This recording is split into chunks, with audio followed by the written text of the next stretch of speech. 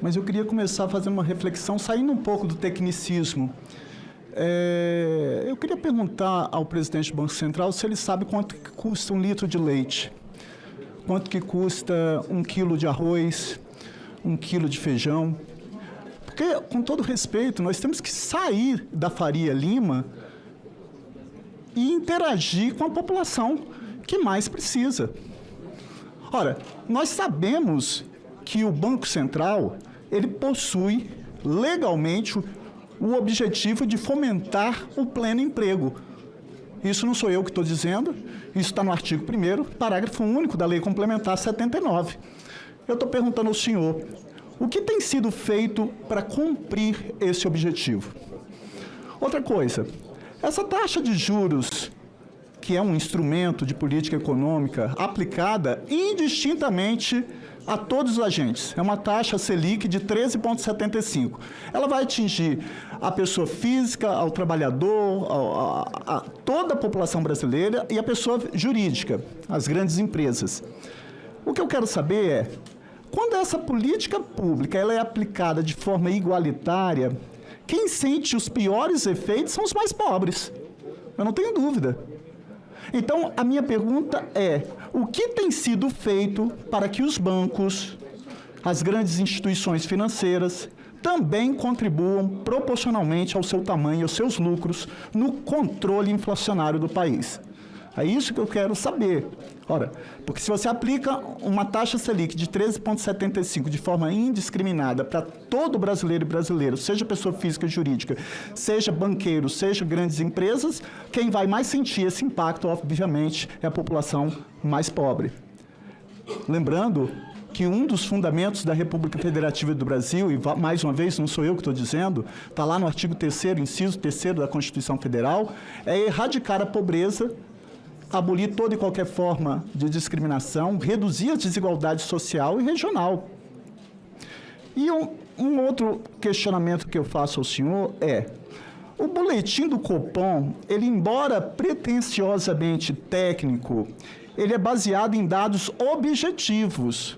Mas ele possui, se você pegar esse boletim do Copom, presidente, ele possui fundamentos de natureza subjetiva, principalmente na expectativa em relação ao cenário internacional. A taxa de juros do Brasil é reconhecida a maior do mundo, estando hoje em 6,94 como juros real. Assim, eu quero perguntar ao senhor Roberto Campos Neto, o que o Banco Central está fazendo, o que o Banco Central está vendo que o mundo não está vendo para estabelecer essa taxa Selic de 13,75. O que justifica uma taxa em patamar tão significativo, baseado no cenário externo, que não se aplica em outras economias? Eu não consigo entender isso, porque se você estabelece isso como um requisito, 13,75, está tendo o Copom fala num requisito de natureza objetiva, mas ele é impregnado por conceitos de natureza meramente subjetiva. Então, gostaria muito que o senhor explicasse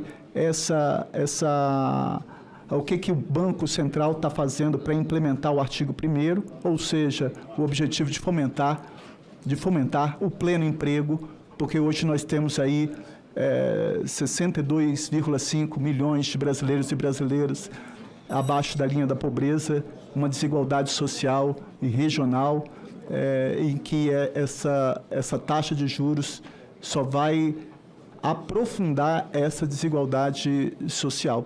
Falo isso como aquele que fica inquieto, jamais perdendo a capacidade de me indignar com essa desigualdade e que, com todo respeito, com essa taxa de juros da Selic 13,75, a maior no mundo, fica difícil de entender. E quando a gente vê o presidente Lula reclamando, é óbvio que ele tem razão quando reclama, porque quem vai ser julgado pelo sucesso ou fracasso da política econômica é ele. Ele que passou pelas urnas. 15 segundos. Agora, se ele não tem o meio para isso, fica difícil, efetivamente, implementar as políticas públicas ali estabelecidas. Obrigado. No mais, eu quero agradecer e coloco-me à disposição.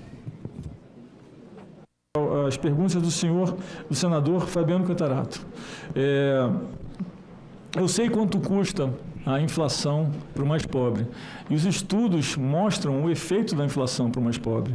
A gente tem um estudo recente, de 2 semanas, da Argentina, mostrando o efeito do consumo imediato e da perda de capacidade de compra, né, do mais carente quando você tem uma inflação acima de 100%.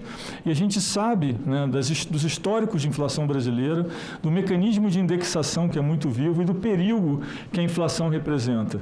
Então, o que eu sei é que a inflação é o imposto mais perverso que existe, que prejudica os pobres, é uma transferência de valor do dinheiro do governo, onde o dinheiro perde valor na mão das pessoas e ganha no emissor, que é o governo, ou seja, de certa forma a inflação até melhora a situação fiscal, mas às custas de desigualdade, né, vamos dizer assim, e de uma piora na qualidade do consumo.